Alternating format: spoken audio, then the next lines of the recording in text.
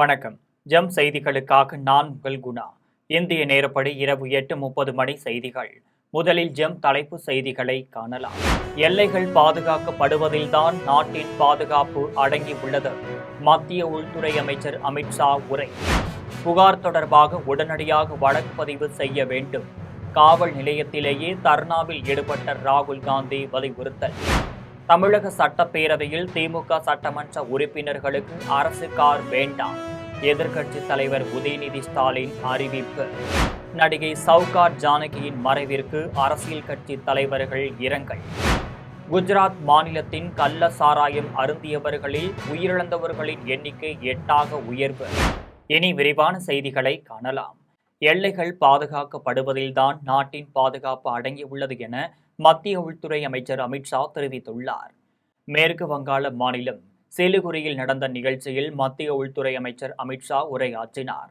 அப்போது சிறந்த எல்லையை பாதுகாக்கும் SSP வீரர்களின் பணியே மிகவும் கடினமானது என்று நான் எப்போதும் கூறுவேன் என்றும், தேசிய பாதுகாப்பு கண்ணோட்டத்தில் சிலிகுரி வழித்தடத்தின் முக்கியத்துவத்தை பிரதமர் நரேந்திர மோடி அரசு அங்கீகரித்துள்ளது என்றும், இது 8 மாநிலங்களை இணைக்கும் ஒரு முக்கியத்துவம் வாய்ந்த வழித்தடமாகும் என்றும் உள்துறை அமைச்சர் அமித்ஷா தெரிவித்துள்ளார். மேலும் நேபாளம், பூட்டான் மற்றும் பங்களாதேஷ் ஆகிய 3 நாடுகளின் சர்வதேச எல்லைகள் இங்கு சந்திக்கின்றனர்.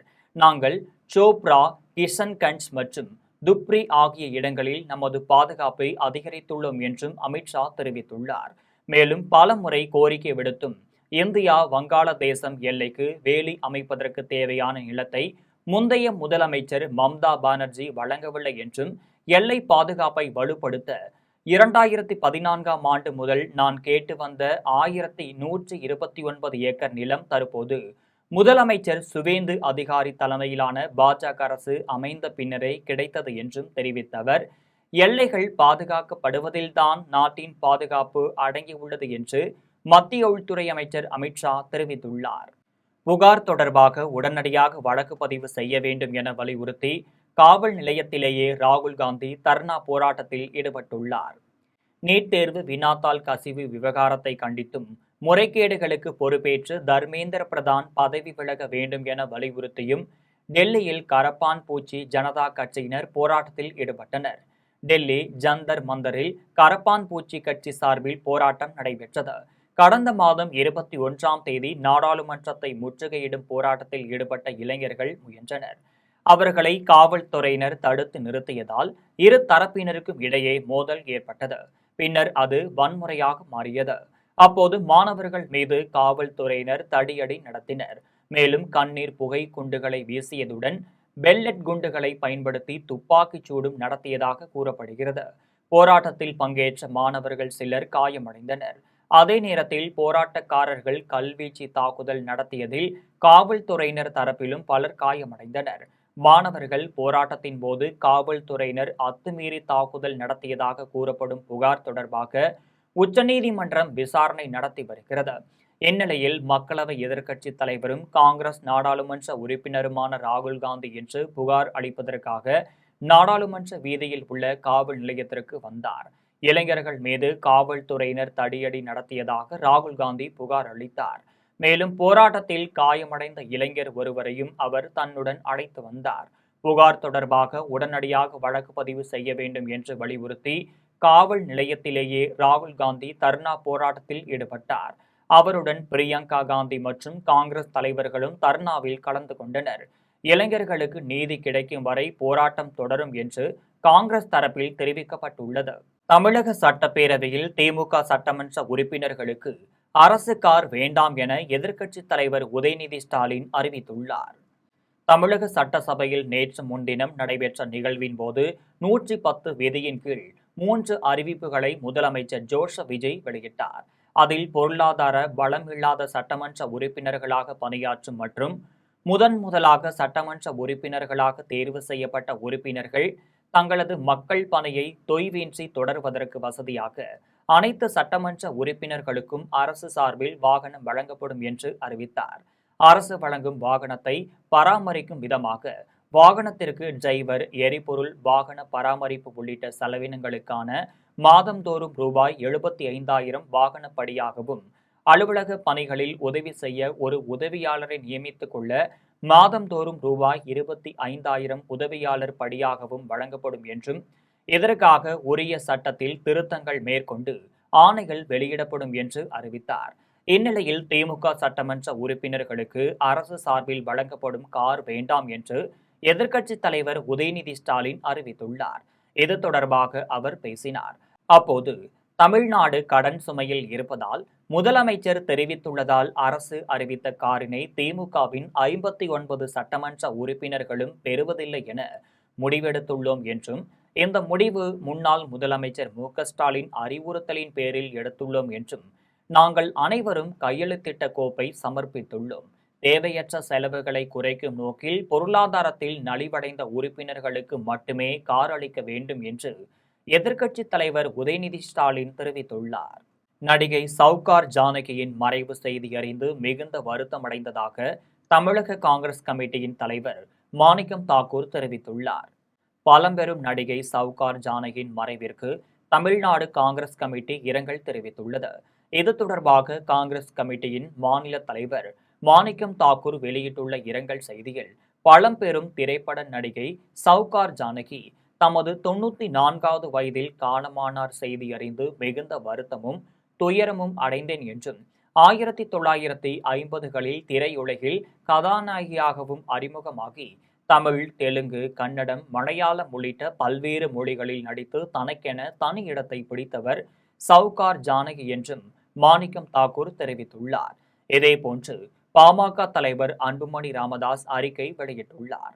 அதில் தென்னிந்தியாவின் பழம்பெரும் திரைப்பட நடிகை சவுகார் ஜானகி அம்மையார் உடல்நலக் குறைவால் காலமானார் என்ற செய்தி அறிந்து வருத்தமடைந்தேன் என்றும் தெரிவித்துள்ளார்.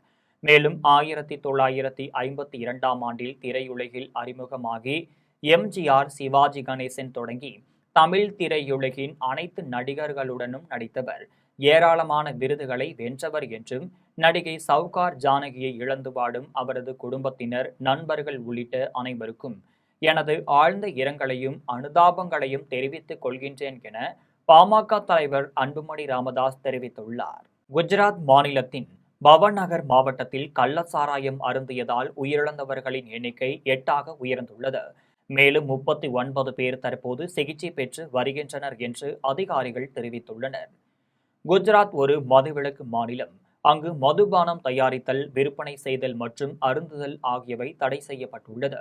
காவல்துறையின் கூற்றுப்படி பாதிக்கப்பட்டவர்கள் பிரபலமான இந்திய தயாரிப்பு வெளிநாட்டு மதுபான பிராண்டின் போலி பாட்டில்களில் அடைக்கப்பட்டிருந்த கள்ள சாராயத்தை அருந்தியுள்ளனர். கள்ள சாராய வழக்கின் முக்கிய சூத்திரதாரி என அடையாளம் காணப்பட்ட ரயீஸ் என்பவர் மத்திய பிரதேசத்தின் உஜ்னியில் கைது செய்யப்பட்டு விசாரிக்கப்பட்டு வருகிறார் என்று மாநில கண்காணிப்பு பிரிவின் காவல் கண்காணிப்பாளர் மயூர் சிங் சாவ்தா செய்தியாளர்களிடம் தெரிவித்துள்ளார். மேலும் இந்த வழக்கு தொடர்பாக இதுவரை 13 கள்ளசாராய வியாபாரிகள் கைது செய்யப்பட்டு ஆகஸ்ட் 31 வரை காவலில் வைக்கப்படுவதாகவும் தெரிவித்துள்ளார். தொகுதி மறுவரையறை சட்டம் தமிழ்நாட்டிற்கு நன்மை பயக்கக்கூடியதுதான் எனவும், தற்போது 39 நாடாளுமன்றம் உறுப்பினர்கள் உள்ளனர், இவை 50% அதிகரிக்கும் என்று சென்னையில் பாஜக சட்டமன்ற உறுப்பினர் போஜராஜன் தெரிவித்துள்ளார். சென்னையில் பாஜக சட்டமன்ற உறுப்பினர் போஜராஜன் செய்தியாளர்களை சந்தித்து பேசினார். அப்போது சட்டப்பேரவையில் நடைபெற்ற மானிய கோரிக்கையில் நேற்றைய தினம் மத்திய உள்துறை அமைச்சர் அமித்ஷா வந்திருப்பதையும், தொகுதி மறுவரையறை தொடர்பாக அமைச்சர் பேசி கேள்வி எழுப்பியுள்ளார் என்றும், அதற்காக கண்டனம் தெரிவித்துள்ளேன் என்றும் பாஜக சட்டமன்ற உறுப்பினர் போஜராஜன் தெரிவித்துள்ளார். மேலும் உள்துறை அமைச்சர் நாடாளுமன்றத்தில் தெரிவித்த கருத்தினை அதிகாரப்பூர்வமாக எடுத்துக் கொள்ளாமல் ஏதோ ஒரு பத்திரிகையில் வந்த செய்தியை குறித்து ஏற்புடையது இல்லை என்றும், இதற்கு சபாநாயகர் இதை பற்றி பேச அனுமதிக்க முடியாது என கூறி நடுநிலை வகித்துள்ளார் என்றும், இதற்காக சபாநாயகருக்கு எனது நன்றியினை தெரிவித்துக் கொள்கின்றேன் எனவும், தொகுதி மறுவரையறை சட்டம் தமிழ்நாட்டிற்கு நன்மை பயக்கக்கூடியதுதான் எனவும், தற்போது 39 நாடாளுமன்ற உறுப்பினர்கள் உள்ளனர், இவை 50% அதிகரிக்கும் போது 59ஆக மாறும் என்றும், காமராஜர் ஆட்சியில் இருக்கும்போது உதகையில் வெயில் காலங்களில் தமிழ்நாடு இல்லத்தில் சட்டப்பேரவை கூட்டத்துடன் நடைபெற்றதாகும், அதேபோன்று வெயில் காலங்களில் அங்கு நடத்த பரிசீலனை செய்யலாம் என்றும் பாஜக சட்டமன்ற உறுப்பினர் போஜராஜன் தெரிவித்துள்ளார்.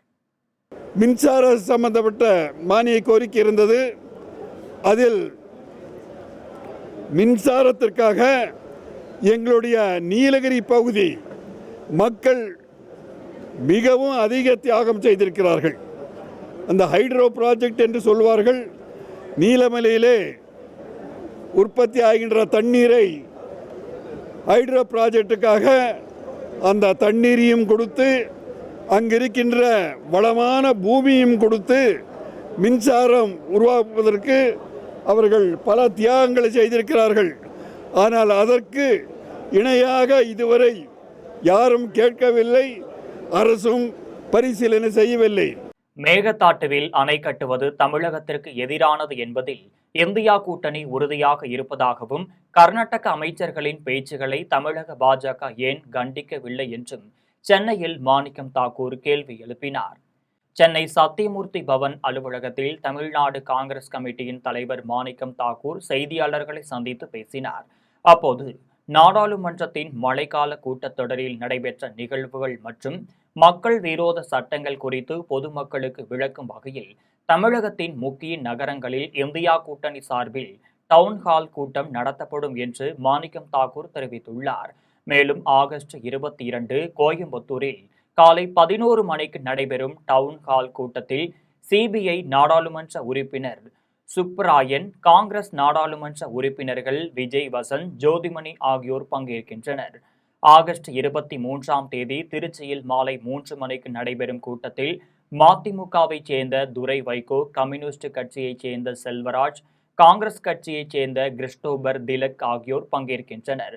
ஆகஸ்ட் 24ஆம் தேதி காலை 11 மணிக்கு திருநெல்வேலியில் நடைபெறும் கூட்டத்தில் காங்கிரஸ் கட்சியைச் சேர்ந்த கார்த்திக் சிதம்பரம், மதிமுகவைச் சேர்ந்த துரை வைகோ, காங்கிரஸ் கட்சியைச் சேர்ந்த ராபர்ட் புரூஸ் ஆகியோர் பங்கேற்கின்றனர் எனவும் 27ஆம் தேதி சென்னையில் மாலை 3:30 மணிக்கு நடைபெறும் கூட்டத்தில் காங்கிரஸ் கட்சியின் சிதம்பரம், விசிகவைச் சேர்ந்த ரவிக்குமார், காங்கிரஸ் கட்சியைச் சேர்ந்த பிரவீன் சக்கரவர்த்தி ஆகியோர் பங்கேற்கின்றனர்.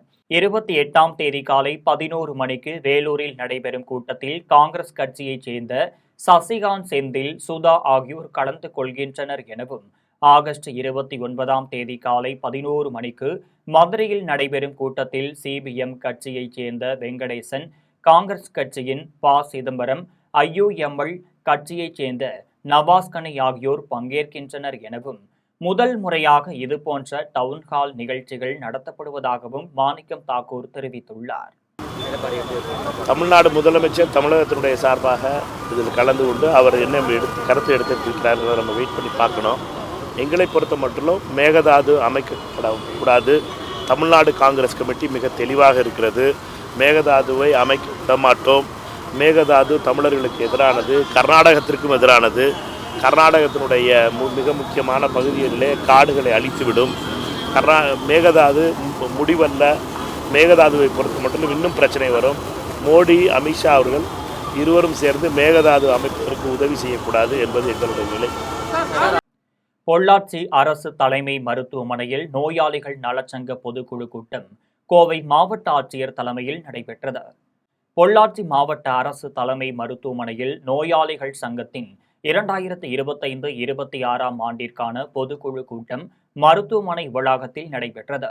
கோவை மாவட்ட ஆட்சியர் பவன்குமார் கிரியபவனர் தலைமையில் நடைபெற்ற கூட்டத்தில் நோயாளிகள் நலச்சங்கத்தின் மூலம் அரசு மருத்துவமனையில் மேற்கொள்ளப்பட்டு வரும் நோயாளிகள் சேவைகள், மருத்துவ வசதிகள் மற்றும் எதிர்காலத்தில் மேற்கொள்ள வேண்டிய மேம்பாட்டு பணிகள் குறித்து ஆலோசிக்கப்பட்டது. மேலும் மருத்துவமனையின் நோயாளிகளுக்கு தேவையான அடிப்படை வசதிகளை மேம்படுத்துதல், சிகிச்சை மற்றும் பராமரிப்பு சேவைகளை சிறப்பாக வழங்குதல் உள்ளிட்ட பல்வேறு அம்சங்கள் குறித்து உறுப்பினர்களிடம் கருத்துக்கள் கேட்கப்பட்டன. அதன் பின்னர் கூட்டத்தில் மாவட்ட ஆட்சியர் பவன்குமார் கிரியபவனர் பேசினார். அப்போது கோவை மாவட்டத்தில் மாவட்ட தலைமை மருத்துவமனையாக உள்ள பொள்ளாச்சி மருத்துவமனையின் சேவைகள் தரவரிசை பட்டியலில் முதல் இடத்தை பிடித்துள்ளது என்றும், தேசிய இரத்த தான நாளை முன்னிட்டு 15 நாட்களாக நடைபெற்ற முகாம்களில் மாநிலத்திலேயே அதிக அளவில் ரத்தம் சேகரித்து பாராட்டுச் சான்றிதழ் பெற்றது பொள்ளாச்சி மருத்துவமனை தான் என்றும் மாவட்ட ஆட்சியர் பவன்குமார் கிரியபவனர் தெரிவித்துள்ளார். நிகழ்ச்சியில் பொள்ளாச்சி சாராட்சியர் ராமகிருஷ்ணசாமி, நகராட்சி தலைவர் ஷியாமலா, நவநீத கிருஷ்ணன் மற்றும் பொள்ளாச்சி மாவட்ட மருத்துவமனை கண்காணிப்பாளர் ராஜா உட்பட மருத்துவமனை நிர்வாக அலுவலர்கள், இணை இயக்குநர்கள், துணை இயக்குநர்கள், மருத்துவர்கள், செவிலியர்கள் மற்றும் நோயாளிகள் நலச்சங்க உறுப்பினர்கள் பலர் கலந்து கொண்டனர். கன்னியாகுமரி மாவட்டம் தமிழக கேரள எல்லையில் படந்தாலு மூடு பகுதியைச் சேர்ந்த அரசு பள்ளி மாணவியும் கார் ஒர்க் ஷாப் உரிமையாளரின் மகளுமான அதுல்யா நீட் தேர்வில் வெற்றி பெற்று மருத்துவ படிப்புக்கு கனவு நிறைவேறியதால் பெற்றோர்கள் மகிழ்ச்சியடைந்துள்ளனர். கன்னியாகுமரி மாவட்டம் தமிழக கேரள எல்லையில் படந்தாலு மூடு போற்றி விளை பகுதியில் ஜெயக்குமார், ஷீபா ராணி தம்பதியினர் 2 மகள்களுடன் வசித்து வருகின்றனர். ஜெயக்குமார் கார் பழுது நீக்கும் ஒர்க் ஷாப் நடத்தி வருகிறார். இவர்களின் மூத்த மகள் அகல்யா பொறியியல் படித்து வருகிறார். 2வது மகள் அதுல்யா நாகர்கோவில் நாவல்காடு அரசு மாதிரி பள்ளியில் 12ஆம் வகுப்பில் 598 மதிப்பெண்கள் பெற்றும் நீட் தேர்வில் 463 மதிப்பெண்கள் பெற்றார். இவருக்கு ஈரோடு அரசு மருத்துவக் கல்லூரியில் இடம் கிடைத்துள்ளது. இதனால் பெற்றோர் மகிழ்ச்சி அடைந்துள்ளனர். மேற்கு மாவட்ட பாஜக தலைவர் சுரேஷ் தலைமையிலான பாஜகவினர் மாணவி வீட்டிற்கு சென்று பொன்னாடை போர்த்தி இனிப்புகள் வழங்கி மாணவிக்கு வாழ்த்துக்களை தெரிவித்தனர். இது தொடர்பாக மாணவி அதுல்யா தெரிவிக்கையில், காட்டுமன்னார் கோவிலில் ரேஷன் கடைகளில் கைரேகை பதிவு செய்யும் இயந்திரம் மற்றும் இணையதள குறைபாடுகளை சரி செய்ய வலியுறுத்தி வட்ட வழங்க அலுவலரிடம் சாதனங்களை விற்பனையாளர்கள் ஒப்படைத்தனர். கடலூர் மாவட்டம் காட்டுமன்னார் கோவிலில் 138 ரேஷன் கடைகள் செயல்பட்டு வருகிறது. கடந்த 10 தினங்களாக ரேஷன் கடைகளில் குடும்ப அட்டைகளில் உள்ள உறுப்பினர்களின் விரல் ரேகையை பதிவு செய்யும் மின்னணு சாதனம் மற்றும் இணையதள சேவை பாதிக்கப்பட்டதால் ரேஷன் பொருட்கள் பொதுமக்களுக்கு வழங்க இயலவில்லை என்றும், இதனால் ரேஷன் கடைக்கு வரும் பொதுமக்கள் மற்றும் விற்பனையாளர்களுக்கு இடையே தகராறு ஏற்படுகிறது என்றும் ரேஷன் கடை பணியாளர்கள் தெரிவிக்கின்றனர். மேலும் விற்பனையாளர்களின் சங்கத்தின் வட்டார தலைவர் தியாகராஜன் தலைமையில் விற்பனையாளர்கள் 100க்கு மேற்பட்டோர் தங்களுடைய மின்னணு சாதனத்தை காட்டுமன்னார் கோவில் வட்ட வழங்கல் அலுவலர் செல்வ லட்சுமியிடம் ஒப்படைத்தனர். இதுகுறித்து வட்ட வழங்கல் அலுவலரிடம் கேட்டபோது இணையதள சேவையும் கைரேகை பதிவு செய்யும் இயந்திரமும் சரி செய்யப்பட்டு விரைவில் விற்பனையாளர்களிடம் வழங்கப்படும் என்று தெரிவித்தார். நிகழ்ச்சியில் வட்ட வழங்கல் துறை அலுவலர் பாலசுப்பிரமணியன் மற்றும் விற்பனையாளர்கள் கோபாலகிருஷ்ணன், ராமலிங்கம், மகேஸ்வரி, கவிதா உட்பட விற்பனையாளர்கள் பலர் கலந்து கொண்டனர். ஸ்ரீமுஷ்ணம் அருகே காவனூரில் அரசு நேரடி நெல் கொள்முதல் நிலையம் திறக்காததால் விவசாயிகள் வேதனை அடைந்துள்ளனர். கடலூர் மாவட்டம் ஸ்ரீமுஷ்ணம் அடுத்த காவனூர் கிராமத்தின் இடுகாடு பகுதியில் நீண்ட ஆண்டுகளாக அரசு நேரடி நெல் கொள்முதல் நிலையம் செயல்பட்டு வந்தது. சம்பா, குறுவை சாகுபடி செய்யும் விவசாயிகள் ஆண்டுதோறும் இங்கு நெல் விற்பனை செய்து வந்துள்ளனர். ஆனால் இந்த ஆண்டு அரசியல்வாதிகளின் தலையீடு காரணமாக கொள்முதல் நிலையம் இன்னும் திறக்கப்படவில்லை. திமுக, அதிமுக, காங்கிரஸ், தமிழக வெற்றி கழகம் உள்ளிட்ட அனைத்து கட்சி நிர்வாகிகளும் மூட்டை பிடிக்க கணிசமான தொகை கொடுங்கள் என மிரட்டுவதாக விவசாயிகள் வேதனை தெரிவிக்கின்றனர். எனவே உரவிலை கடுமையாக உயர்த்திவிட்ட நிலையில் கடன் வாங்கி சாகுபடி செய்த விவசாயிகள் நெல்லை அறுவடை செய்து 1 மாதமாக இடுகாட்டில் அரசு நேரடி நெல் கொள்முதல் நடத்தும் இடத்தில் கொட்டி வைத்துள்ளனர். இரவு நேரங்களில் தொடர்ந்து மழை பெய்வதால் நெல் நனைந்து முளைக்கும் அபாயம் ஏற்பட்டுள்ளது என்றும், எங்கள் வாழ்வாதாரமே நிலத்தில் விளையும் நெல்தான் என்றும், அதனை வைத்துதான் பிள்ளைகளை படிக்க வைக்கிறோம், குடும்பத்தை நடத்துகிறோம் என்றும் தெரிவித்த விவசாயிகள் மாவட்ட நிர்வாகம் உடனடியாக தலையிட்டு காவனூர் அரசு நேரடி நெல் கொள்முதல் நிலையத்தை திறந்து கொட்டி கிடக்கும் நெல் மூட்டை பிடித்து கொள்முதல் செய்ய வேண்டும் என கிராம மக்கள், சமூக ஆர்வலர்களும் கோரிக்கை விடுத்துள்ளனர். நடவடிக்கை இல்லை எனில் விரைவில் மிகப்பெரிய சாலை மறியல் போராட்டம் நடத்தப்படும் எனவும் தெரிவித்துள்ளனர். பண்ருட்டி அருகே சிமெண்ட் தொழிற்சாலைக்கான சுரங்கம் அமைப்பதற்கு நடைபெற்ற மக்கள் கருத்து கேட்பு கூட்டத்தில் பொதுமக்கள் கடும் எதிர்ப்பு தெரிவித்ததால் பரபரப்பு ஏற்பட்டது.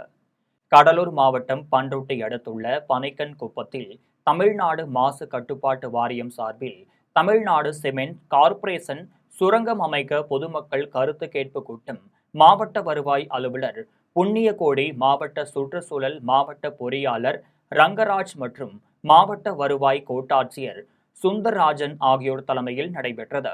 அப்போது சுற்றுச்சூழல் மற்றும் பொதுமக்களின் வாழ்வாதாரம் குறித்து அதிகாரிகள் விளக்கம் அளித்தனர். இதனிடையே திட்டத்திற்கு எதிர்ப்பு தெரிவித்த பொதுமக்கள் தங்களது கருத்துக்களையும் எதிர்ப்புகளையும் கடுமையாக பதிவு செய்தனர். மேலும் கருத்து கேட்பு கூட்டம் மற்றொரு நாளில் நடத்த வேண்டும் என அதிகாரிகளுக்கு பொதுமக்கள் கோரிக்கை வைத்துள்ள பொதுமக்கள் எதிர்ப்பால் கூட்டத்தில் சிறிது நேரம் பரபரப்பு ஏற்பட்டது. அப்போது காவல்துறையினர் பேச்சுவார்த்தையில் ஈடுபட்டனர். இதையடுத்து அதிகாரிகள் பொதுமக்களின் கோரிக்கைகள் மற்றும் ஆட்சேபனைகளை கேட்டறிந்து பதிவு செய்தனர். கூட்டத்தில் பொதுமக்கள், பெண்கள், அரசு அதிகாரிகள், சமூக ஆர்வலர்கள் என ஏராளமானோர் கலந்து கொண்டனர். சட்டமன்ற உறுப்பினர்களுக்கு கார் வழங்குவதைப் போல ஊராட்சி மன்ற தலைவர்களுக்கு இருசக்கர வாகனம் வழங்க வேண்டும் என தமிழக முதலமைச்சர் ஜோசப் விஜய்க்கு ஊராட்சி மன்ற தலைவர்கள் கோரிக்கை விடுத்துள்ளனர். விழுப்புரம் மாவட்டத்தில் 688 ஊராட்சி மன்ற தலைவர்கள் பணியாற்றி வருகின்றனர்.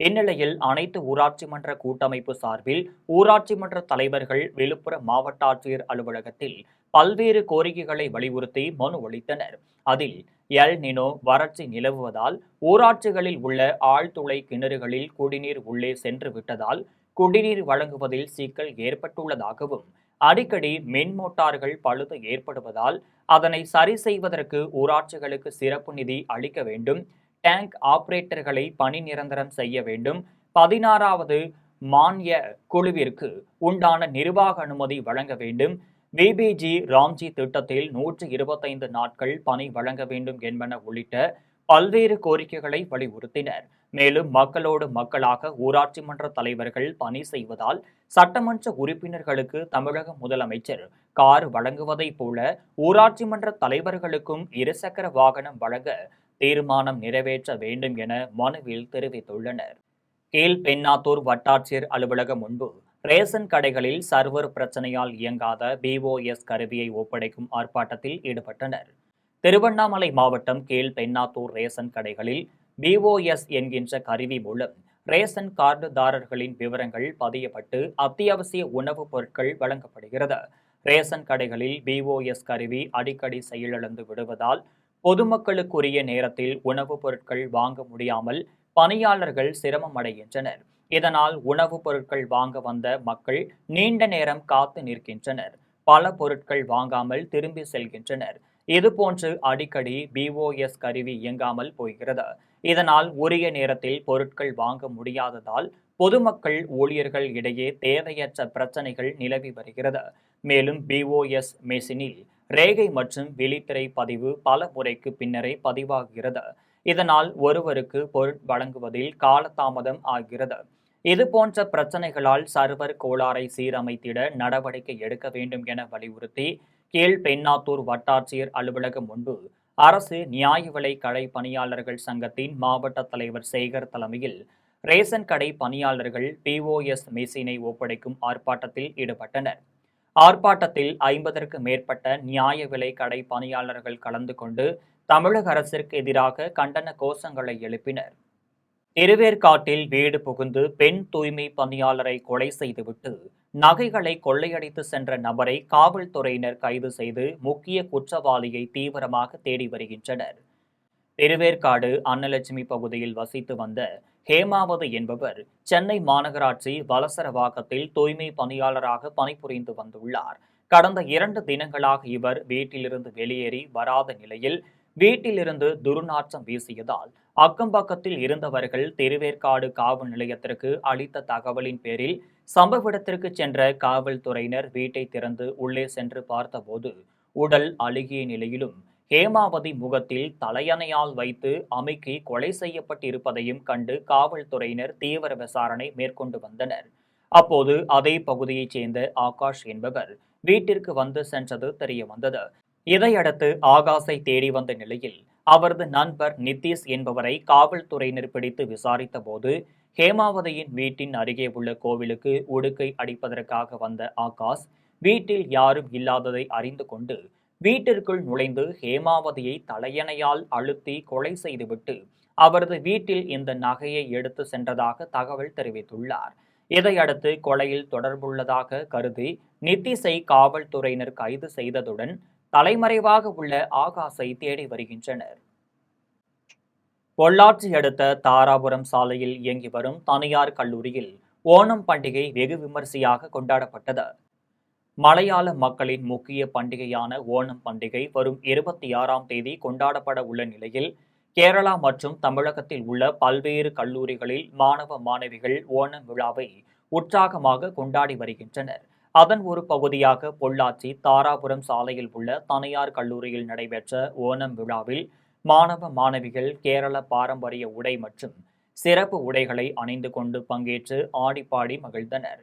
விழாவில் பல்வேறு கலை நிகழ்ச்சிகளுடன் சுமார் 2 கிலோமீட்டர் தொலைவிற்கு மாணவ மாணவிகள் ஆட்டம் பாட்டத்துடன் கல்லூரிக்கு ஊர்வலமாக வந்தனர்.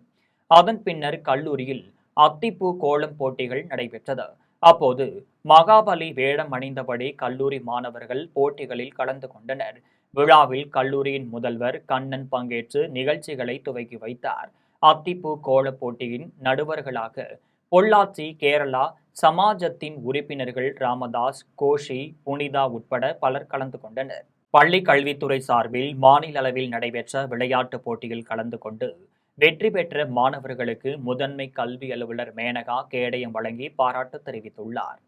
ராணிப்பேட்டை மாவட்டம் அரக்கோணத்தில் உள்ள எங்குசாமி நாயுடு மெட்ரிக் மேல்நிலைப் பள்ளியில் மாவட்ட பள்ளி கல்வித்துறை சார்பில் கடந்த 2 நாட்களாக நடைபெற்ற பாரதியார் தின விழா மற்றும் குடியரசு தினத்தின் வட்டார அளவிலான விளையாட்டுப் போட்டியின் நிறைவு விழாவில் ராணிப்பேட்டை மாவட்ட முதன்மை கல்வி அலுவலர் மேனகா கலந்து கொண்டு வெற்றி பெற்ற மாணவர்களுக்கு சான்றிதழ்கள் வழங்கி பாராட்டினார்.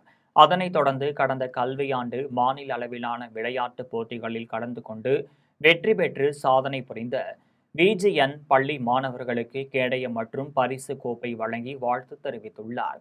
விழாவில் மாவட்ட உடற்கல்வி ஆய்வாளர் விஸ்வநாதன், பள்ளி தாளாளர் அசோகன், பள்ளி முதல்வர் வனிதா, உடற்கல்வி இயக்குனர் ஷர்மில், எபினேசர் உட்பட ஏராளமானோர் கலந்து கொண்டனர். சிஎன்ஐ அமைப்பு தனது 6 ஆண்டுகால பயணத்தை நிறைவு செய்து 7வது ஆண்டை நோக்கி முன்னேறி வருவதாக சென்னை வடபழனியில் நடைபெற்ற சிஎன்ஐ வணிக சந்திப்பு நிகழ்ச்சியில் சிஎன் அமைப்பினர் தெரிவித்துள்ளனர். சென்னை வடபழனியில் உள்ள ஹோட்டல் ஆதித்யாவில் இந்தியாவின் கட்டுமான வலையமைப்பின் சென்னை மண்டலம் சார்பில் வணிக சந்திப்பு நிகழ்ச்சி நடைபெற்றது. நிகழ்ச்சியில் கட்டுமானத்துறை உள்ளிட்ட பல்வேறு துறைகளைச் சேர்ந்த தொழில் முனைவோர்கள் மற்றும் வணிகர்கள் பங்கேற்றனர்.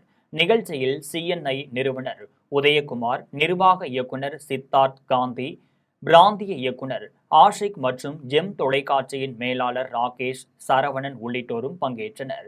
சிஎன்ஐ அமைப்பு தனது 6 ஆண்டுகால பயணத்தை நிறைவு செய்து 7வது ஆண்டை நோக்கி முன்னேறி வருவதாகவும் தொழில் முனைவோருடைய வணிக தொடர்புகள் மற்றும் புதிய வாய்ப்புகளை உருவாக்குவதே வணிக சந்திப்பின் முக்கிய நோக்கம் என சிஎன்ஐ அமைப்பினர் தெரிவித்துள்ளனர். நிகழ்ச்சிக்கான ஏற்பாடுகளை முத்துகிருஷ்ணன் செய்திருந்தார். இந்நிகழ்ச்சியில் பங்கேற்றவர்கள் வணிக சந்திப்பு பயனுள்ளதாக அமைந்ததாக பாராட்டு தெரிவித்துள்ளனர். காப்பிக்காடு அரசு நுகர்பொருள் வாணிப கிடங்கில் மூட்டைகளை இறக்க முயன்ற வட மாநில தொழிலாளர்கள் மற்றும் வேறு மாவட்ட தொழிலாளர்களை தடுத்து நிறுத்தி 3வது நாளாக சுமை தூக்கும் தொழிலாளர்கள் வேலைநிறுத்த போராட்டத்தில் ஈடுபட்டுள்ளனர். தமிழகம் முழுவதும் உள்ள நுகர்பொருள் வாணிப கழக கிடங்குகளில் சுமை தூக்கும் தொழிலாளர்கள் பல்வேறு கோரிக்கைகளை வலியுறுத்தி 3வது நாளாக வேலைநிறுத்த போராட்டத்தில் ஈடுபட்டு வருகின்றனர். அதன்படி காப்பிக்காடு அரசு நுகர்பொருள் வாணிப கிடங்கில் சுமை தூக்கும் வட மாநில தொழிலாளர்கள் மற்றும் வேறு மாவட்ட தொழிலாளர்களை தடுத்து நிறுத்தி தமிழ்நாடு நுகர்பொருள் வாணிப கழக சுமை தூக்குவோரின் மாநில பாதுகாப்பு சங்க மாவட்ட அவைத்தலைவர் மணிகண்டதாஸ் தலைமையில் உள்ளூர் சுமை தூக்கும் தொழிலாளர்கள் வேலையை புறக்கணித்து போராட்டத்தில் ஈடுபட்டனர். அப்போது உயர்நீதிமன்ற தீர்ப்பை அமல்படுத்தாமல் 6 ஆண்டுகளாக அரசு ஏமாற்றி வருவதாகவும் நடப்பு சட்டமன்ற கூட்டத்தொடரில் தங்கள் பிரச்சினைகளுக்கு தீர்வு ஏற்படுத்த வேண்டும் எனவும் வலியுறுத்தி கண்டன கோஷங்களை எழுப்பினர். சுமை தூக்கும் தொழிலாளர்களின் போராட்டத்தினால் 3வது நாளாக ரேஷன் கடைகளுக்கு அரிசி, கோதுமை, சர்க்கரை உட்பட அத்தியாவசிய பொருட்கள் லாரிகளில் ஏற்றி செல்வதில் தடைப்பட்டுள்ளது. தலைவாசல் அருகே இருசக்கர வாகனத்தில் அதிவேகமாக சென்றதை தட்டி கேட்ட கணவன் மனைவியை கத்தியால் குத்திய நபரை காவல்துறையினர் கைது செய்துள்ளனர். சேலம் மாவட்டம் தலைவாசல் அடுத்த வெள்ளையூர் கிராமத்தில் அழகுவேல் மகன் செல்வகுமார் என்பவர் தனது மனைவியுடன் வசித்து வருகிறார். இந்நிலையில் அதே பகுதியைச் சேர்ந்த ஐயா கண்ணு மகன் ரவிக்குமார் என்பவர் மது போதையில் இருசக்கர வாகனத்தில் அதிவேகத்துடன் அதிக சத்தத்துடன் பொதுமக்களை அச்சுறுத்தும் வகையில் ஊருக்குள் சென்றதாக தெரிய வருகிறது. அப்போது செல்வகுமார் ஊருக்குள் அதிவேகமாக சென்றால் ஏதேனும் விபத்து ஏற்பட்டால் என்ன செய்வாய் என தட்டி கேட்டுள்ளார். இதனால் ஆத்திரமடைந்த ரவிக்குமார் வீட்டிலிருந்து கத்தியை எடுத்து வந்து செல்வகுமாரை சரமாரியாக குத்தியுள்ளார். இதனை பார்த்த அவரது மனைவி தனலட்சுமி தடுத்துள்ளார். அவருக்கும் கத்தி குத்து விழுந்து படுகாயமடைந்த நிலையில் அவர்களை அக்கம்பக்கத்தினர் மீட்டு ஆத்தூர் அரசு மருத்துவமனையில் சிகிச்சைக்காக அனுமதிக்கப்பட்டுள்ளனர். இதையடுத்து கணவன் மனைவி அளித்த புகாரின் பேரில் வீரகனூர் காவல்துறையினர் வழக்கு பதிவு செய்து ரவிக்குமாரை கைது செய்துள்ளனர். சென்னை கோயம்பேட்டில் தனியார் முன்னெச்சரிக்கை கருவுறுத்தல் சிகிச்சை மையத்தை திரைப்பட நடிகை நயன்தாரா திறந்து வைத்துள்ளார். சென்னை கோயம்பேட்டில் உள்ள ரெயின்போ குழந்தைகள் மருத்துவமனையில் பெர்த்ரைட் பெர்டிலிட்டி மையம் என்ற முன்னெச்சரிக்கை கருத்தரிப்பு மையத்தின் திறப்பு விழா நடைபெற்றது. விழாவில் திரைப்பட நடிகை நயன்தாரா கலந்து கொண்டு கருத்தரிப்பு மையத்தை ரிமோட் மூலம் துவக்கி வைத்து பேசினார். அப்போது தாமதமாக குழந்தைகள் பெற்றுக்கொள்வது, மாறிவரும் வாழ்க்கை முறை மற்றும் இனப்பெருக்க ஆரோக்கியம் குறித்த முறையான விழிப்புணர்வு இல்லாததால் குழந்தை இன்மையால் பலரும் அவதிக்குள்ளாகி வருகின்றனர் என்றும், அந்த வகையில் தனி நபர்களுக்கு தம்பதியினரும் கருத்தரிக்கும் திறனை முன்கூட்டியே புரிந்து கொள்ளவும், எதிர்கால அபாயங்களை கண்டறியவும், குழந்தை பேறு குறித்து சரியான முடிவுகளை எடுக்க இந்த முன்னெச்சரிக்கை கருவுறுத்தல் சிகிச்சை மையம் அறிமுகப்படுத்தப்பட்டுள்ளது என்றும் நடிகை நயன்தாரா தெரிவித்துள்ளார். கருத்தரிப்பு மையத்தை திறந்து வைக்க கேரள ஸ்டைலில் வெள்ளை நிற உடையில் வந்த நடிகை நயன்தாராவை காண்பதற்கு ரசிகர்கள் அதிக அளவில் திரண்டிருந்தனர்.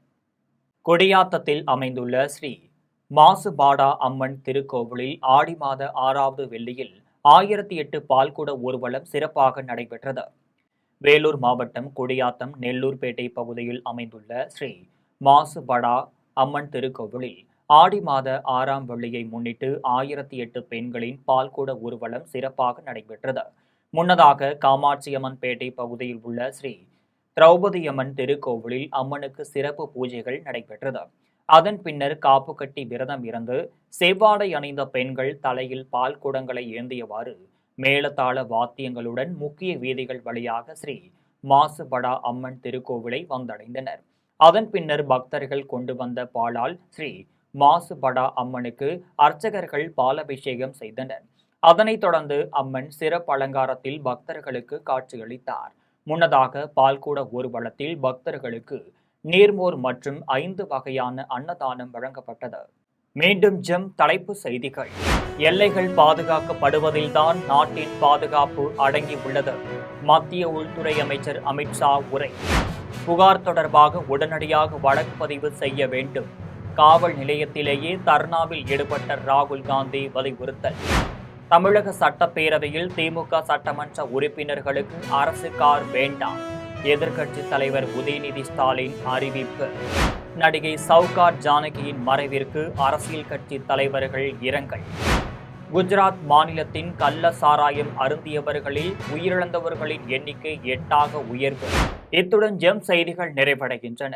மீண்டும் ஜெம் செய்திகள் இரவு 12 மணிக்கு. உடனுக்குடன் செய்திகளை காண gemlive.tv என்ற இணையதளத்தில் இணைந்திருங்கள். நன்றி, வணக்கம்.